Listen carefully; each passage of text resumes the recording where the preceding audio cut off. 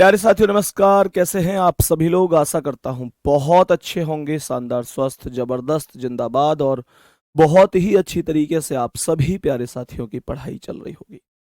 तो सभी प्यारे दोस्तों को एक बार वेरी वेरी गुड मॉर्निंग, सुप्रभात, राम राम, जय श्री राम, राधे राधे, जय श्री कृष्णा। सभी मेरे प्यारे दोस्त एक बार जल्दी जल्दी से क्लास में आ जाएंगे। सभी प्यारे दोस्त एक बार जल्दी जल्दी से क्लास में आ जाएंगे और बताएंगे कैसे हैं आप सभी लोग। तो मेरे प्यारे दोस्तों, आज की क्लास में हम लोग डाइस की दूसरी क्लास करने जा रहे हैं। डाइस की दूसरी क्लास करने जा रहे हैं मतलब पासा का दूसरा भाग पढ़ने जा रहे हैं। मोस्ट इंपोर्टेंट क्लास बन जाती है। कल की क्लास में मैंने आप लोगों को नॉर्मल कॉन्सेप्ट से क्वेश्चन बताए थे, तो एक बार ध्यान देंगे जो हमने कल की क्लास में बड़े नॉर्मल तरीके से क्वेश्चन समझाए थे, एक बार समझने की कोशिश करना कि मेरे प्यारे दोस्त क्या मैंने रूल बताए थे और कैसे हमको उन सब का आंसर करना है। सही है, तो ध्यान से समझेंगे।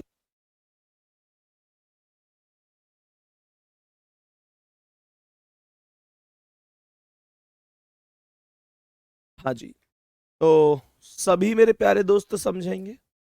तो बताएंगे कि सभी बताएंगे कि मैं एक क्वेश्चन आपको बता रहा हूं, पूछ रहा हूं कि इसका आंसर क्या होगा। मुझे आप लोग बताइए कि अगर यहां पर इस तरीके से दो डाइस बने हुए हैं, इस प्रकार से दो डाइस बने हुए हैं, यहां चार है, यहां दो है। ध्यान से समझेंगे। हमने कहा कि यहां पर चार है, यहां दो है, यहां तीन है, यहां पांच है, यहां तीन है, यहां पर छह है। तो आप मुझे ये बताओ कि कौन कौन सा नंबर एक दूसरे के अपोजिट होगा। सबसे पहले एक चीज और समझो। बहुत सारे बच्चे यहां पर एक चीज मान लेते हैं। उन लोगों को लगता है कि भैया यहां पर ये तो चार और तीन सात है, साधारण पासा है, लेकिन यहां पर पांच तीन आठ, तीन छह नौ, छह पांच 11, कोई भी सात नहीं बन रहा, तो क्या ये मानक है? पहली बात तो यह है कि ये दोनों पासे अलग अलग नहीं है। सही है।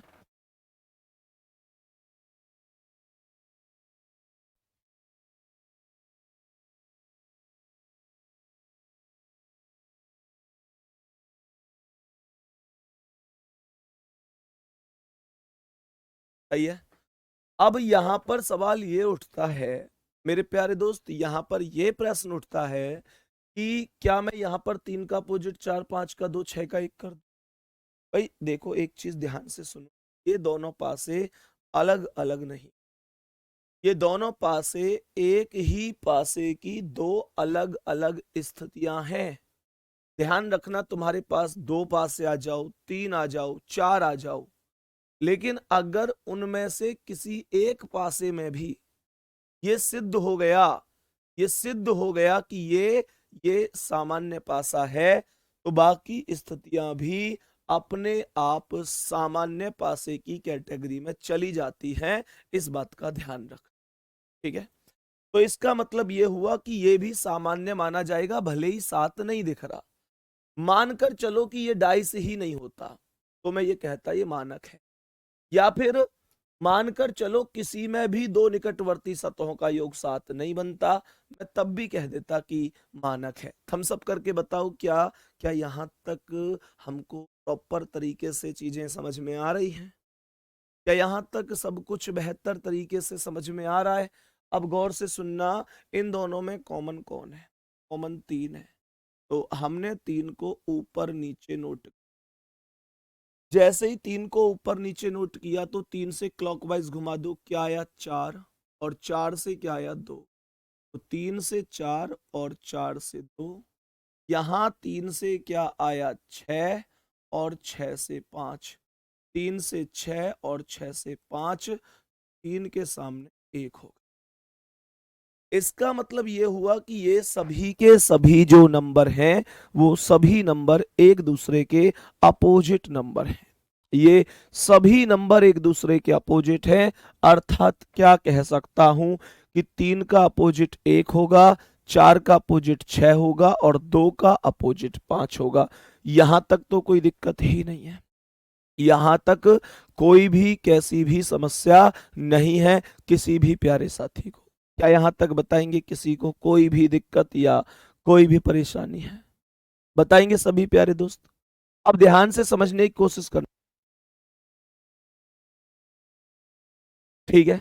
अब ध्यान से समझना मेरे प्यारे वीर। अगर मानकर चलो मैं आपसे ये क्वेश्चन पूछूं, मैं आपसे ये वाला क्वेश्चन पूछूं कि यहां पर टोटल 2 डाइस हैं, 2 4 5, 3 2 4, और आपसे पूछूं यहां पर लिखो 3 5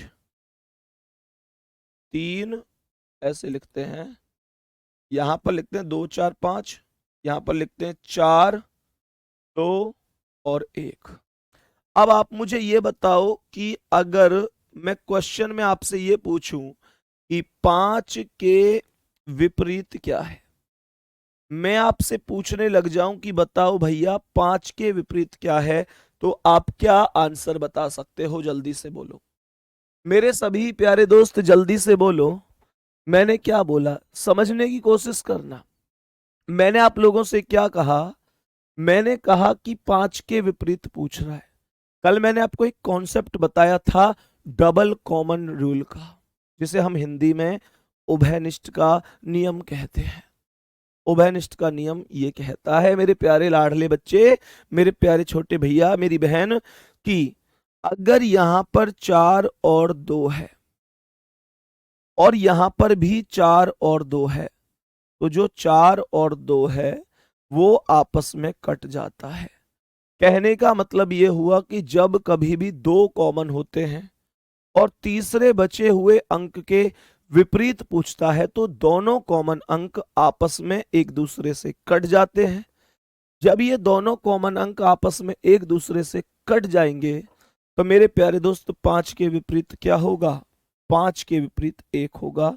जो बचे हुए नंबर हैं वही एक दूसरे के अपोजिट होते हैं।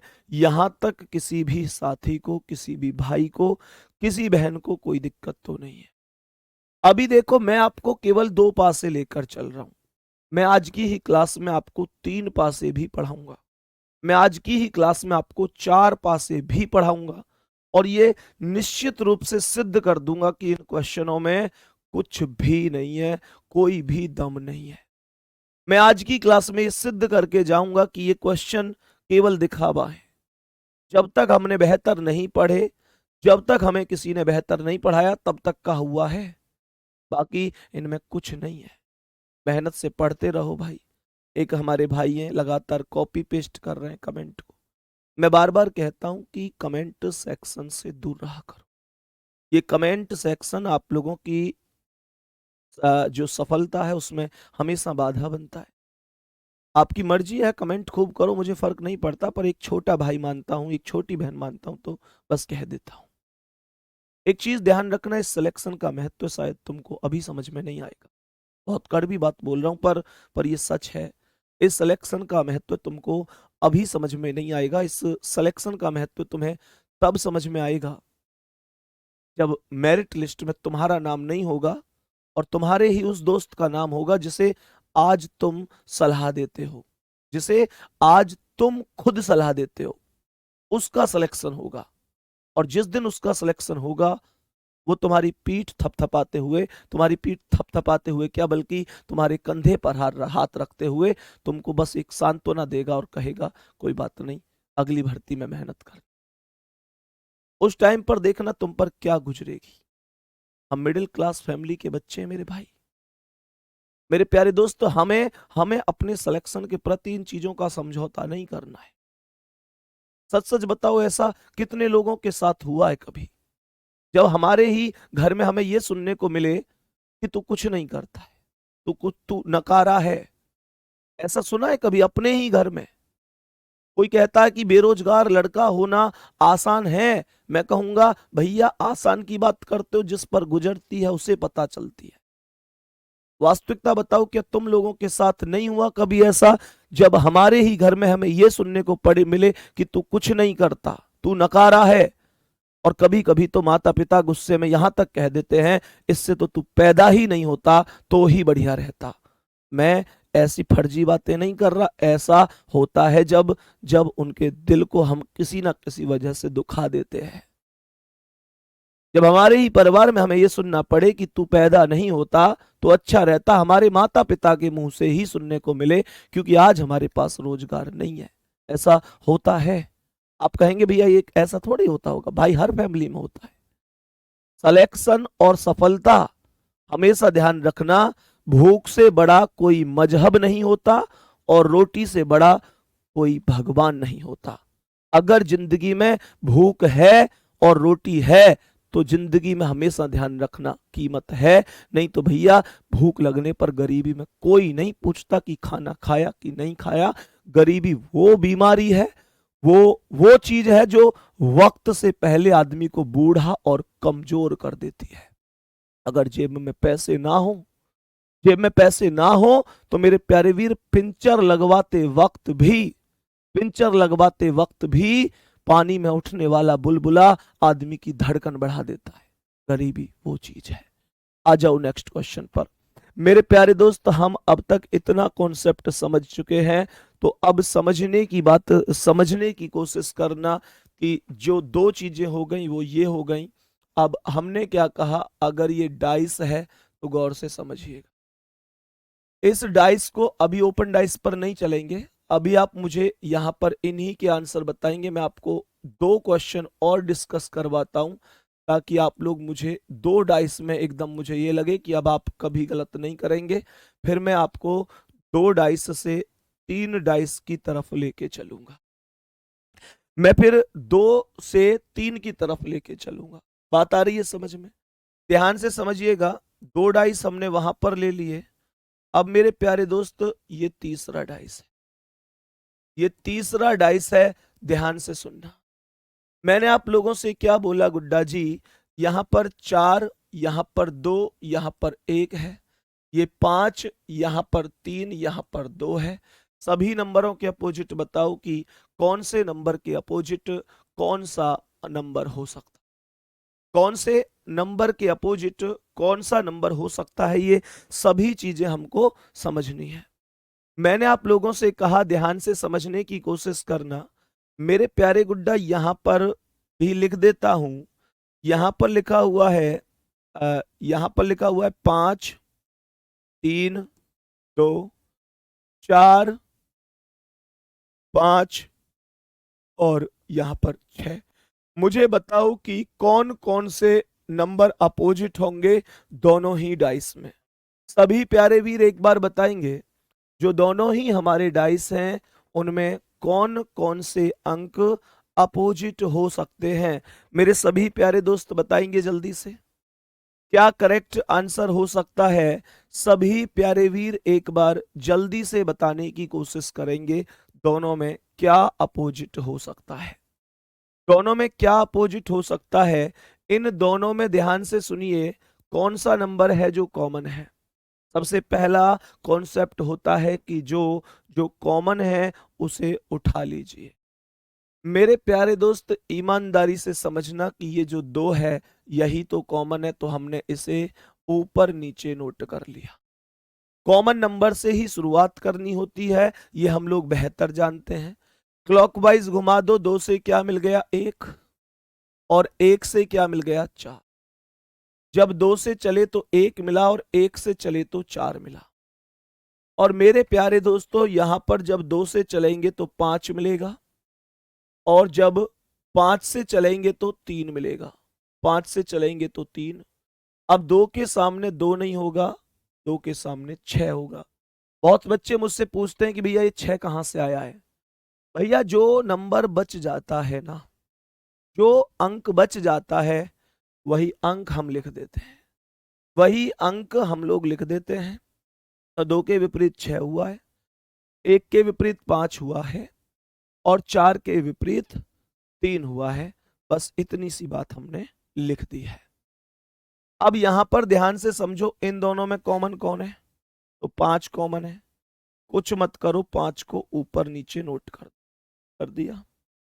जब 5 से चलेंगे तो 3 मिलेगा और 3 से चलेंगे तो 2, 5 से चलेंगे 3 और 3 से चलेंगे तो 2, यहां पर 5 से चलेंगे तो 6 आएगा और 6 से चलेंगे तो 4 आएगा।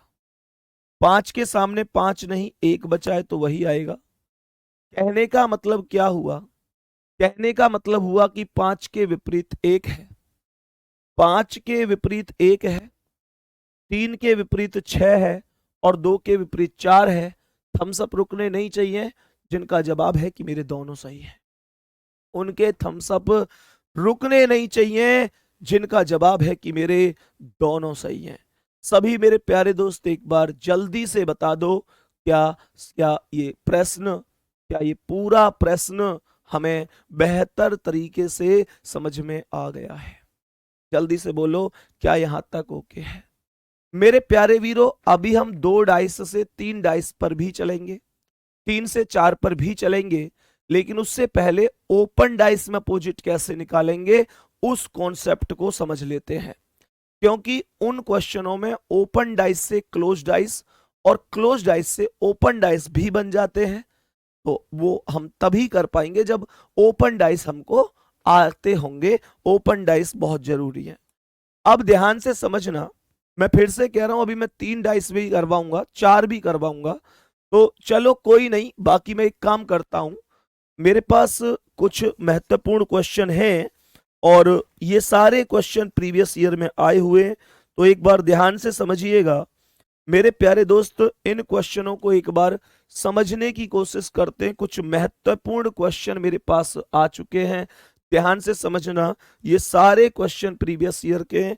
तो ओपन डाइस को चलो एक काम करते हैं, पहले हम 3-3 डाइस के भी क्वेश्चन कंप्लीट कर लेते हैं। अब ध्यान से समझना, यहां पर मानकर चलो 3 डाइस है। हमने कहा कि यहां पर जो टोटल डाइस है वो टोटल 3 डाइस है। ध्यान से समझना है, टोटल यहां पर कितने डाइस हैं? 3 डाइस हैं। यहां पर नंबर लिखा हुआ है 4 3 1, 4 3 1, यहां पर 2 1 3, 2 1 3, 4 5 3। सभी प्यारे साथी गौर से समझो, यहां पर क्वेश्चन कहता है कि 2 के विपरीत बता दो जी क्या होगा। मैंने क्या बोला? 2 के विपरीत बता दो, 2 के विपरीत बता दो कि क्या हो जाएगा। मेरे प्यारे दोस्तों, हमने क्या बोला? यहां पर भी 3 डाइस है, यहां पर भी टोटल 3 डाइस है। 3 डाइस वाले क्वेश्चनों को ध्यान से समझना, 3 डाइस वाले, 4 डाइस वाले बहुत आराम से सॉल्व करेंगे इनको। 3 1 6, 2 6 5 और यहां पर है 4 5 1, 4 5 1। और मेरे प्यारे दोस्त क्वेश्चन पूछ रहा है कि बताओ 5 के विपरीत क्या है? 5 के विपरीत कौन सा अंक है? 5 के विपरीत बताओ कि 5 के विपरीत क्या है। ये क्वेश्चन हमको दोनों ही आंसर बताने। 2 क्वेश्चन आपको अभी बोर्ड पर दिख रहे होंगे। मेरे प्यारे दोस्त 2 क्वेश्चन बोर्ड पर आपको दिख रहे होंगे। अब ध्यान से समझना, मैंने आप लोगों से कहा कि यहां पर टोटल जो डाइस की संख्या है वो डाइस की संख्या यहां पर भी 3 है। डाइस की जो संख्या है वो टोटल यहां पर भी कितनी है? यहां पर भी 3 है। तो 4 3 1, 4 3 1, 2 1 3, 2 1 3 और 4 5 3, 4 5 3। सही है? सभी प्यारे दोस्त बताएंगे। मानकर चलो कि आपके पास टोटल डाइस की संख्या, इस क्वेश्चन में आपसे पूछ रहा है कि 2 के विपरीत क्या है। आपसे कह रहा है बताओ 2 के विपरीत क्या होगा। मानकर चलो अगले सवाल में आपसे कहता है कि अब आपके पास 3 डाइस नहीं, बल्कि अब आपको 4 डाइस दिए जाएंगे। मैं आपको माहिर इतना बना दूंगा कि 4 छोड़ो 10 भी आएंगे तो भी आपके लिए सवाल आसान रहेगा। 1 6 3, 1 6 3, यहां पर 2 5 4, 2 5 4, 6 4 3 और 3 5 1। गौर से समझो। और इस सवाल में हमसे कह रहा है कि बताओ, इस सवाल में हमसे कह रहा है कि बताओ 3 के विपरीत क्या है। 3 के विपरीत क्या होगा।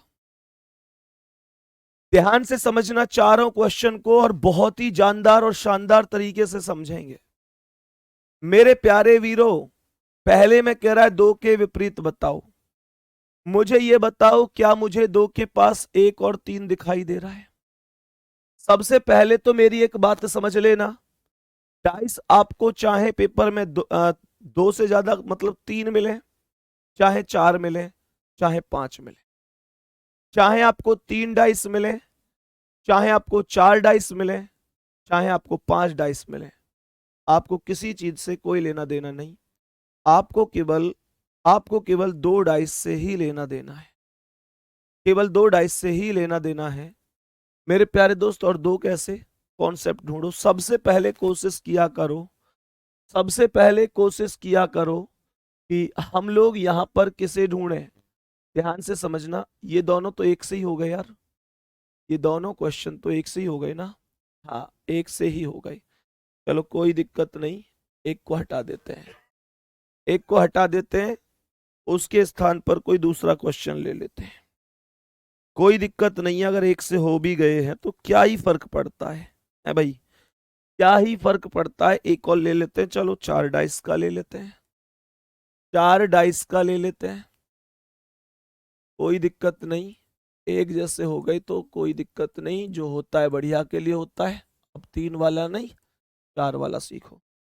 3 2 6, 3 2 6, 2 5 4, 3 6 1, 5 3 1।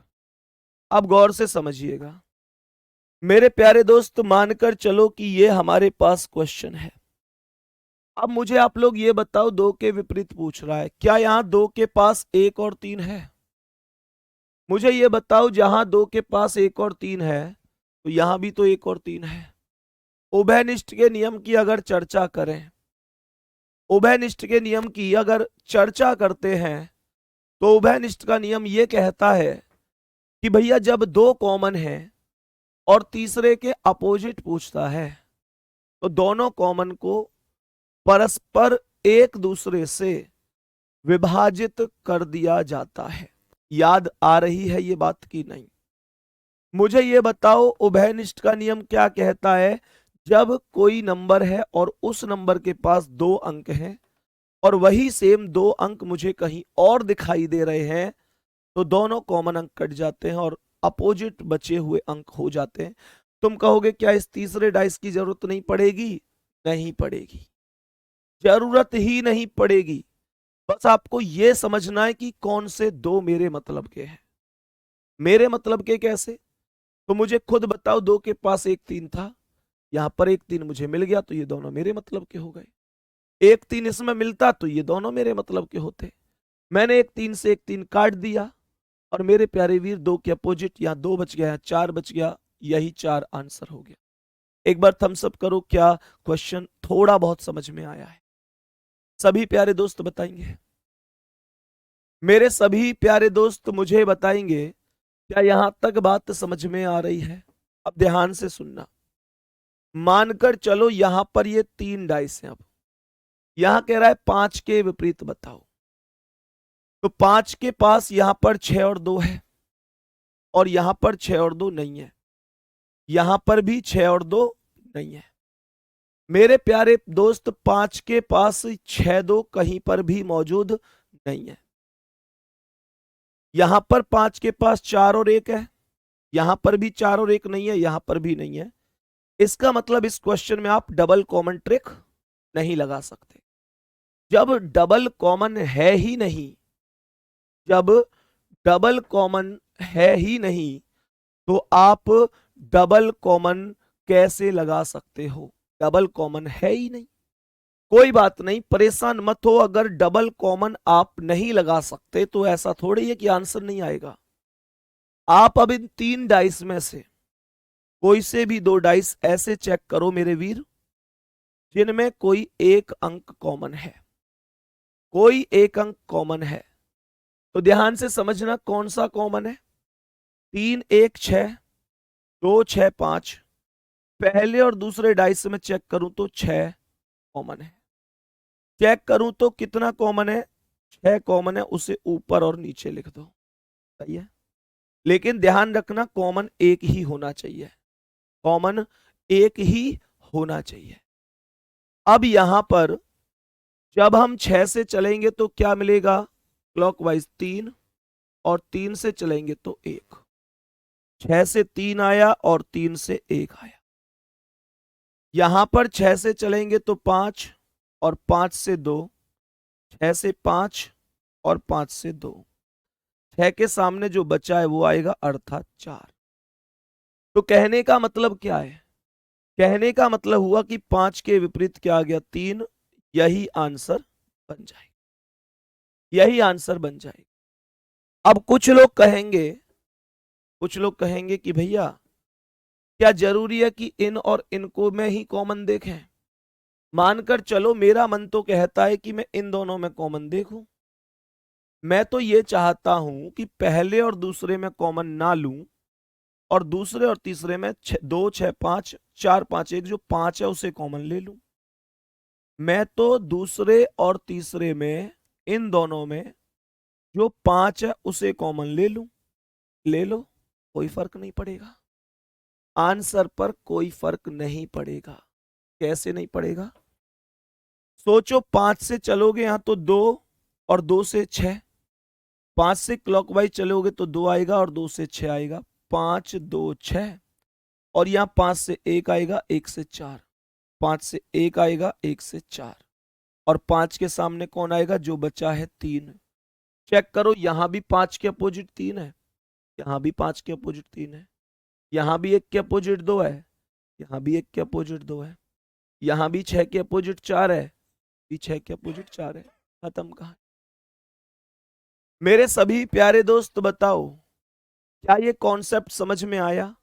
मेरे कहने का मतलब है कि 3 में से कोई से भी 2 ले लो।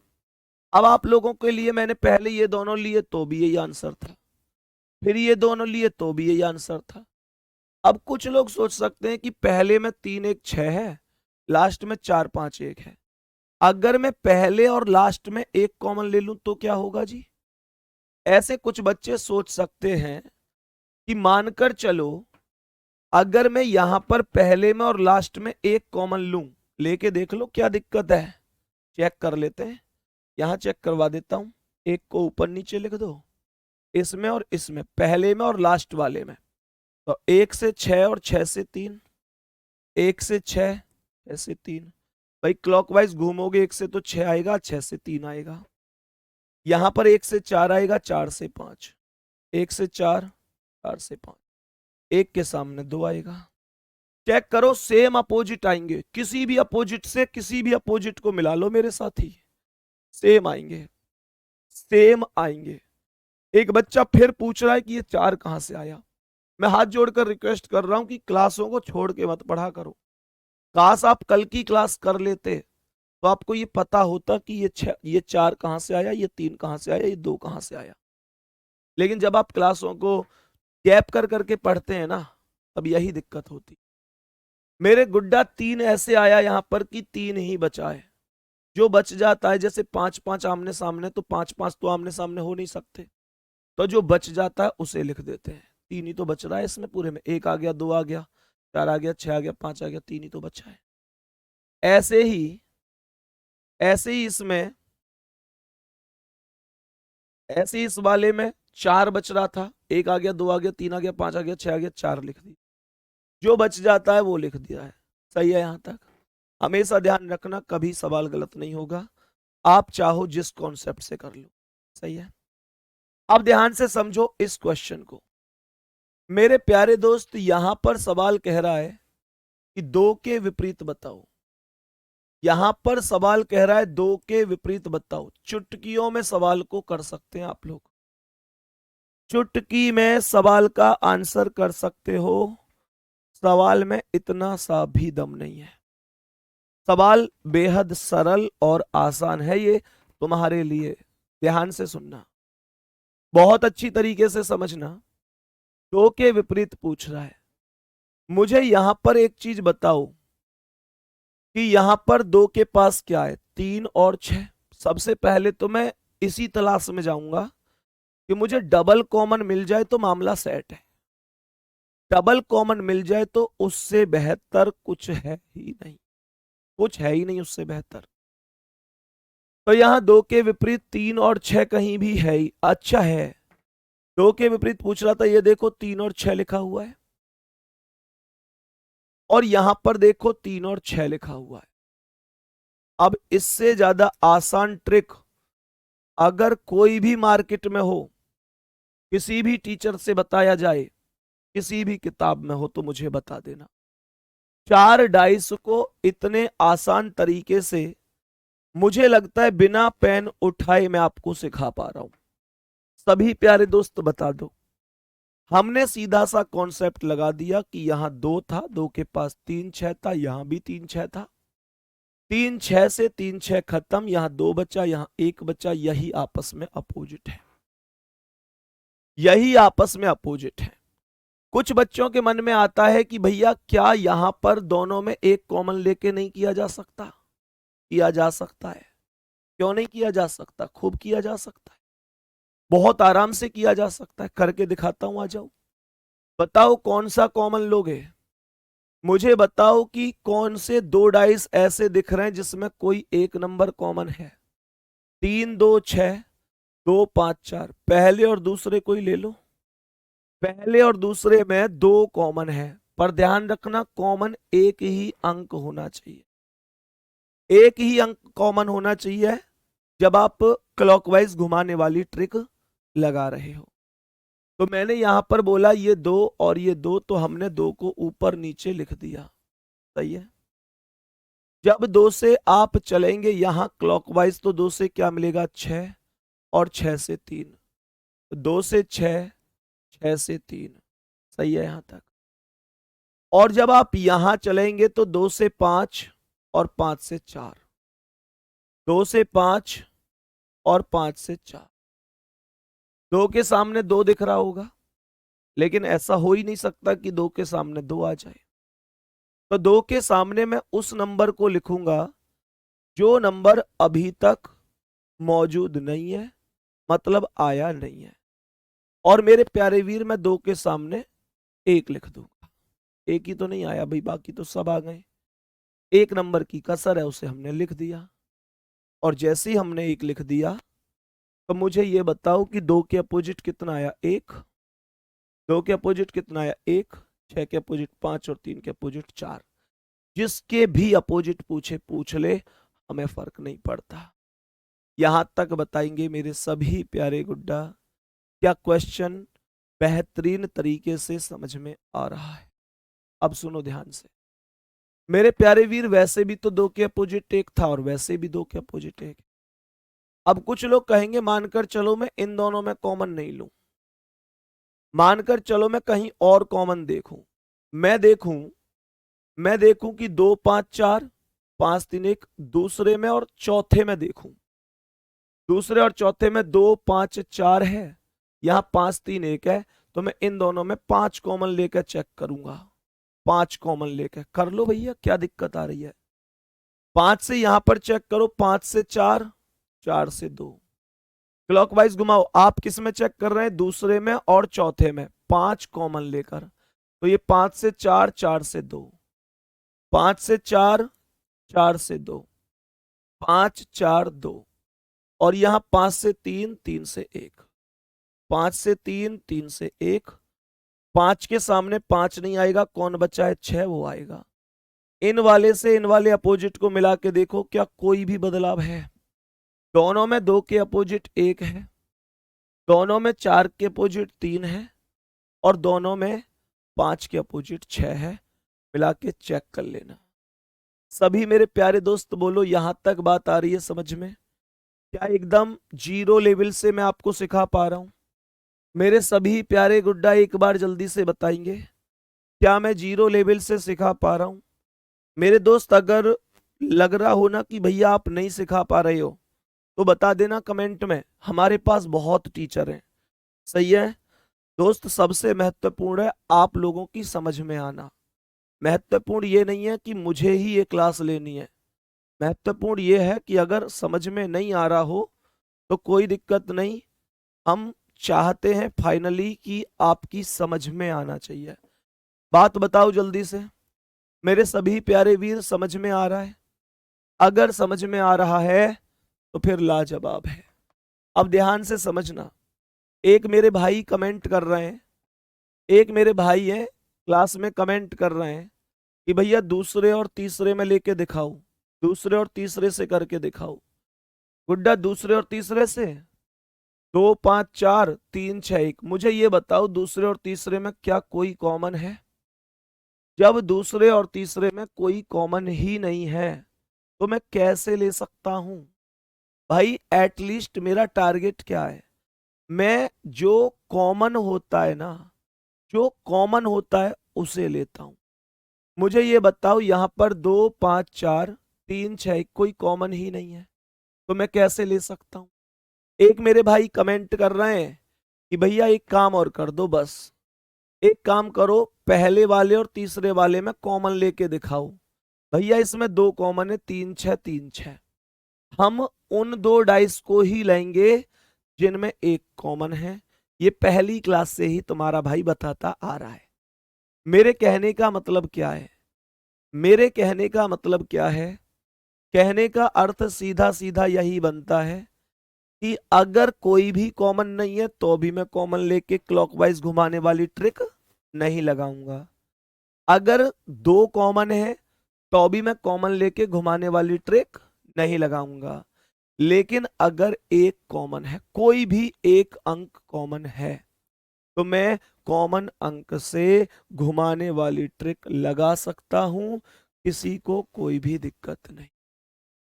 सर मैंने कभी सोचा भी नहीं था कि डाइस इतना इजी हो सकता है।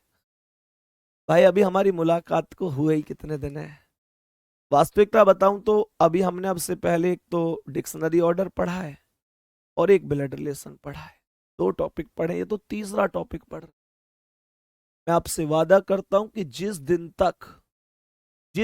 तक आप सभी प्यारे साथी मेरे साथ पूरा कोर्स कंप्लीट कर लेंगे, आपके भाई का प्रॉमिस है मेरे प्यारे वीर, आपके भाई का प्रॉमिस है कि 70% रीजनिंग इसके बिना करवा दूंगा, पेन के बिना करवा दूंगा 70% रीजनिंग। पर एक शर्त है, क्लास तुमको निरंतर करनी है मेरे प्यारे दोस्त, क्लास निरंतर करनी है, लगातार पढ़ते चलना है मेरे प्यारे वीरों।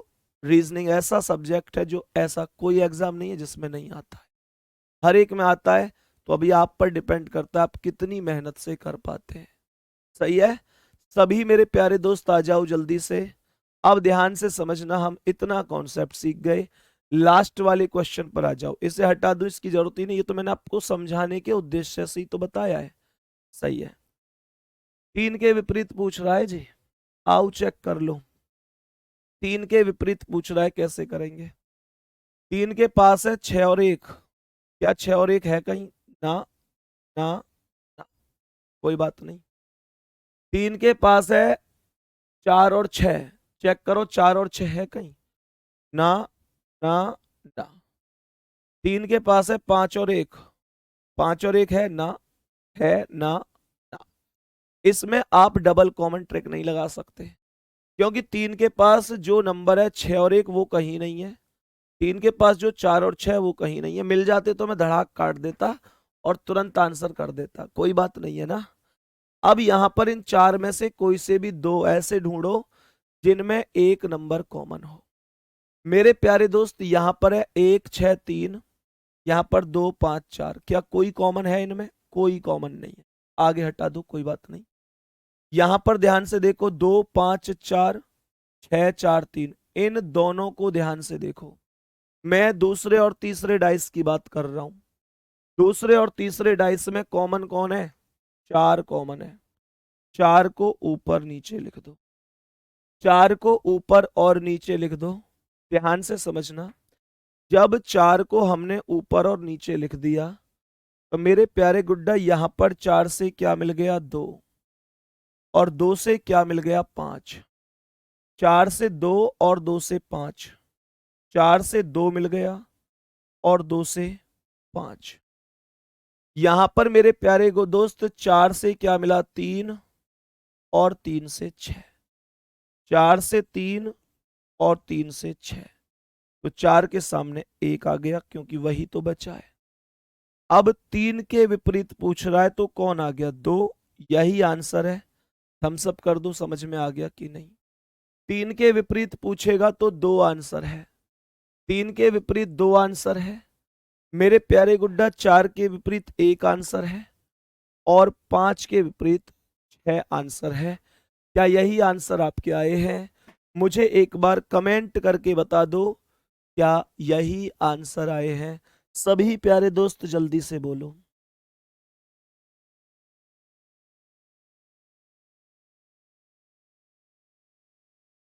मेरे सभी प्यारे दोस्त बोलो जल्दी से। अब कुछ लोग कहेंगे कि अगर हम इन दोनों में कॉमन लेते, मानकर चलो हम इन दोनों में कॉमन लेते और 6 4 3 3 5 1 मतलब 3 कॉमन लेते। ले लो भाई 3 कॉमन। ये तो मैं आपको केवल प्रैक्टिकली समझा रहा हूं, बाकी आपको ये थोड़ी है कि इसमें भी लो इसमें भी लो, अलग अलग करके देखो। आप किसी एक में देख लो, कोई दिक्कत ही नहीं है। ये तो मैं आपको इसलिए समझा रहा हूं कि आपको ये ना लगे कि अगर ऐसा होता तो कैसा होता, ये होता तो वो, मतलब सब कुछ समझाने के उद्देश्य। तो यहां पर 3 से 6 आया, 6 से 4, 3 से 6, 6 से 4। यहां 3 से 5, 5 से 1, 3 से 5, 5 से 1, तो 3 के सामने क्या आ गया? 2। चेक कर लो, 3 के विपरीत यहां भी 2 है, यहां भी 2 है। 5 के विपरीत यहां भी 6, यहां भी 6। 4 के विपरीत यहां भी 1, यहां भी 1। खत्म। है क्या इसमें? ये बताओ, इनमें है क्या? दुनिया की कोई चीज नहीं है जो तुमको गलत करवा सके। ठीक है। अब ये ओपन डाइस क्या दिक्कत होती है, इसे समझो। ये ओपन डाइस क्या मामला है? मैं कुछ डाइस बना रहा हूं, गौर से समझना। अब आपके जो सवाल आएंगे ना, ओपन टू क्लोज और क्लोज टू ओपन ही आएंगे, और उसके लिए ओपन डाइस आना बहुत जरूरी है। ओपन डाइस आना बहुत जरूरी है। 4 2 1 3 5 6। इस प्रश्न को गौर से समझो। सही है, ध्यान से समझना। सर क्या आपका कोई फाउंडेशन बैच चल रहा है रीजनिंग का? हमारे हमारे एक भाई ने बताया है। चलो बहुत अच्छी बात है, भाई ने बताया है तो कोई दिक्कत नहीं है। एक्चुअल में फाउंडेशन बैच का है क्या, चलो बता देता हूँ। आप में से काफी बच्चे नए हैं, हो सकता है उनको जानकारी ना हो। मेरे प्यारे दोस्त, मतलब ऐसे ना समझें कि मैं आप लोगों को ये कह रहा हूँ कि भाई फाउंडेशन बैच ले लीजिए या कुछ ऐसा नहीं। मतलब मैं आपको बता देता हूं, क्योंकि फिर लास्ट में बच्चा यही कहता है भी हमें जानकारी ही नहीं थी, हमें बाकी भी एग्जाम देने थे। एक्चुअल में बहुत सारे बच्चों की एक लगातार डिमांड आती थी कि भैया रीजनिंग का एक ऐसा स्पेशल बैच लेके आओ जिससे हमारे ओवरऑल सारे ही एग्जाम कवर हो जाएं। मतलब एक ऐसा बैच जिसे पढ़ने के बाद हमको जिंदगी में कभी भी रीजनिंग दोबारा पढ़ने की जरूरत ही ना पड़े। कोई ऐसा बैच ले आओ। ये डिमांड मुझे लगता है पिछले 2 साल से थी। तो हम इस वर्ष क्या किया हमने कि हम एक ऐसा बैच लेकर आए रीजनिंग का कि उसके बाद बच्चे को कभी ओवरऑल जितने भी भारत में एग्जाम होते हैं, जितने भी, कभी दोबारा रीजनिंग पढ़ने की जरूरत ही ना पड़े। उसमें मैंने एकदम जीरो लेवल से एक हाई लेवल तक रीजनिंग सिखाई है। और मेरे प्यारे दोस्त, ये मानकर पढ़ाया है कि आपको कुछ नहीं आता, और ये मानकर सिखाया है कि अब आपको दुनिया की हर चीज आती है। तो मेरे प्यारे दोस्त, उस बैच का टारगेट ही यही था कि आपको दोबारा ना पढ़ना पड़े। तो अगर आप में से कोई भी ऐसे हैं कि भैया मुझे ऐसा ही बैच चाहिए था कि मुझे जिंदगी में फिर दोबारा रीजनिंग पढ़नी ही ना पड़े, एक बार में ही बैच कंप्लीट कर लूं, तो मेरे प्यारे दोस्त, एप्लीकेशन पर बैच उपलब्ध है और पूरी 1 साल की वैलिडिटी भी उसकी है। आप में से अगर जो भी ऐसे बैच परचेज करना चाहते हैं, आप जाएंगे तो 1 साल की वैलिडिटी आपको मिलेगी। ये मतलब जिस दिन आप बैच परचेज करेंगे उससे सही 1 साल तक वो बैच आपके पास रहेगा। जो क्लासें उसमें हो चुकी हैं, जो क्लासें हो चुकी हैं वो सब रिकॉर्डेड फॉर्म में उपलब्ध हैं।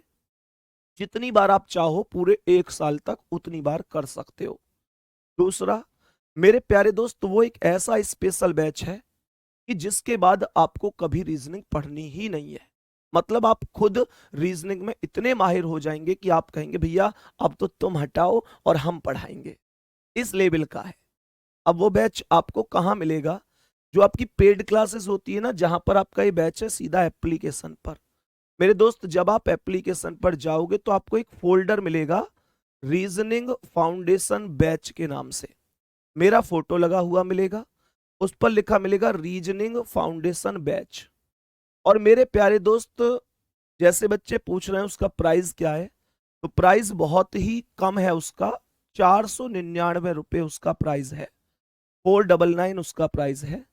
रही बात प्राइस की, तो ये केवल बैच का ही प्राइस नहीं है, बैच तो इसमें है ही। और तुम्हारे लिए एक बहुत ही प्यारी सी बात बताऊं, एकदम दिल खुश करने वाली, कि जो मैं अपनी रीजनिंग की किताब लॉन्च करने वाला हूं, मेरे प्यारे दोस्त, उस किताब की पूरी पीडीएफ इस बैच में एकदम फ्री में प्रोवाइड करवाई गई है। मतलब इस बैच के स्टूडेंट के पास एकदम फ्री में वो बुक मैंने प्रोवाइड करवाई हुई है। सही है?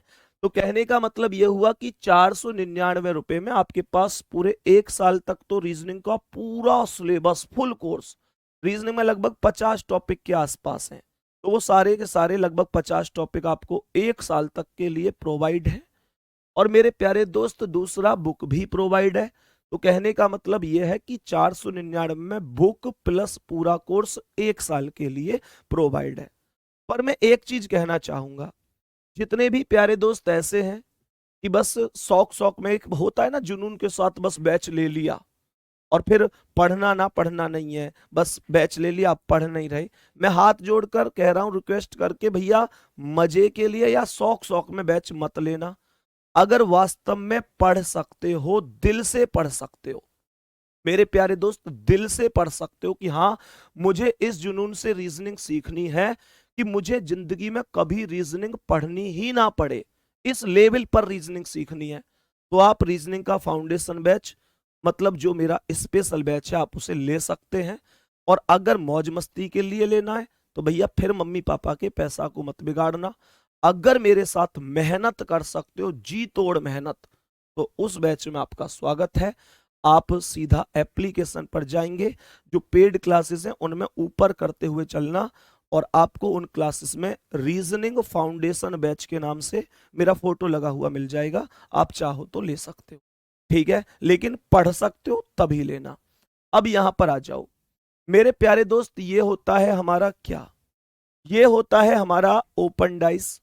एक्चुअल में ओपन डाइस है क्या? बुक कैसे मिलेगी सर? भैया बुक उस बैच में ही मिल जाएगी, जब परचेज करोगे तो बुक का अलग से ऑप्शन है उसमें। तो यहां पर सवाल कह रहा है कि जब हमारे पास यहां पर मेरे प्यारे दोस्त ये डाइस है, तो इनमें किस तरीके से हम लोग यहां पर अपोजिट निकाल सकते हैं? तो मेरे प्यारे दोस्त, कैसे अपोजिट निकाल सकते हैं, ध्यान से सुनना। ओपन डाइस का एक नियम होता है कि when we go straight line then every alternative letter opposite to each other. मेरे कहने का मतलब है कि जब हम एक सीधी रेखा में चलते हैं तो प्रत्येक तीसरा वाला अपोजिट होता है, मतलब एक को छोड़ के अगला वाला अपोजिट होता है। गौर से समझना कैसे, मैंने क्या बोला, ध्यान से समझना, सवाल को ध्यान से समझना। यहां पर ये क्या है? 4। अगर मैं आपसे कहूं कि भाई 4 का अपोजिट क्या है, तो यहां पर 4 से आप सीधे चलो, 2 पर आ गए। अब अगर 2 पर आकर अगर 6 की तरफ चले गए तो फिर ये सीधा कहां रह गया? आपको मुड़ना नहीं है, आपको सीधे ही चलना है। सही है। तो जब आप 4 से 2 पर आए तो 2 पर मत रुकना, आप 1 पर आ जाना, तो 4 का अपोजिट 1 हो जाएगा। बात समझ में आ रही है? समझते हुए चलना गुड्डा। यहां पर ये क्या है? 2। जब आप 2 से चलेंगे तो 1 पर मत रुकना, 3 पर आ जाना, तो 2 का अपोजिट 3 हो जाएगा। कहने का मतलब यह हुआ कि जब आप सोमवार से चल रहे हैं तो मंगल पर मत रुको, बुध पर चले जाओ, 1 छोड़कर चले जाओ। आ रही है बात समझ में? ध्यान से सुनना मेरे प्यारे दोस्त, ये 5 है, आप 2 को छोड़कर 6 पर आ जाओ, तो 5 से 6 पर आ जाऊंगा, तो कहने का मतलब 5 का अपोजिट 6 हो जाएगा। ये सब अपोजिट हो जाएंगे। बताओ ओपन डाइस आसान हुआ कि नहीं? अब आप मुझे करके बताओ 1-2 क्वेश्चन, तो मैं समझूं कि हाँ ओपन डाइस तुम्हारे लिए आसान है। ध्यान से समझना। मानकर चलो यहां पर मैं क्वेश्चन कहता हूं आपसे कि यहां ए है, यहां बी है, यहां सी, यहां डी, यहां ई, यहां एफ। बता सकते हो क्या अपोजिट? मेरे सभी प्यारे दोस्त बताओ, क्या अपोजिट बता सकते हो? क्या अपोजिट बता सकते हो? तो यहां पर ए का अपोजिट क्या है? ए का अपोजिट क्या है? सीधा ए से कहां जाऊंगा? सी पर, क्योंकि बी को छोड़ दो, सी पर आ जाओ। ये सबसे आसान लॉजिक है। बहुत सारे लोग ओपन डाइस को पहले क्लोज करते हैं, फिर इस तरीके से अलग अलग लॉजिक से पढ़ाते हैं। मैं उस सब झमेले में आपको नहीं डालूंगा, डायरेक्ट बहुत तगड़ा मेथड बता रहा हूं। तो यहां पर बी से क्या आएगा? सी छोड़कर डी आएगा, तो बी का अपोजिट डी होगा। और ये जो ई है इसका क्या बन गया? एफ। मैंने आज आपको ओपन डाइस का थोड़ा सा ओवरव्यू बताया है, कल ओपन डाइस को बहुत अच्छी तरह से सॉल्व करेंगे। ओपन डाइस से क्लोज डाइस, क्लोज डाइस से ओपन डाइस, ओपन से ओपन, सब कुछ मैं आपको समझाऊंगा। ठीक है? तो आप ऐसे समझो, आज तो केवल ओपन डाइस का ओवरव्यू दिया है, और कल की क्लास जब होगी तो ओपन डाइस में आप बहुत जबरदस्त लेवल पर सीख चुके होंगे, और वादा है कि कल की क्लास के बाद आपका डाइस का कोई क्वेश्चन गलत नहीं होगा। ठीक है? तो मेरे प्यारे दोस्त, आज की क्लास उम्मीद करता हूं बहुत अच्छी तरीके से समझ में आई होगी, और मेरे प्यारे दोस्त बहुत अच्छी तरीके से आप आज की क्लास सीख चुके होंगे। सर फाउंडेशन बैच से जुड़ना चाहता हूं, कैसे जुड़ूं? भाई अभी तो बताया है, अगर मेहनत कर सकते हो तो जुड़ना। और मेरे प्यारे दोस्त, बैच के लिए मैंने बता दिया है, आप सीधा जब पेड क्लासेस में ऑल कोर्स में जाओगे तो एक खूब बड़ा फोल्डर मिलेगा, रीजनिंग फाउंडेशन बैच के नाम से मेरा फोटो लगा मिलेगा, आप चेक कर सकते हो। ठीक है? बाकी अगर तुम्हारे किसी भाई वगैरह ने, दोस्त वगैरह ने ले रखा हो बैच, तो एक बार पूछ लेना कि कितने लेवल पर उसमें सर पढ़ा रहे हैं, तो लेना, नहीं तो फिर मत लेना। ठीक है? मतलब पढ़ सकते हो तो ही लेना। बाकी कल डाइस की क्लास बहुत जानदार तरीके से हम समाप्त करेंगे। अगली क्लास मिलते हैं गुड्डा। धन्यवाद, नमस्कार।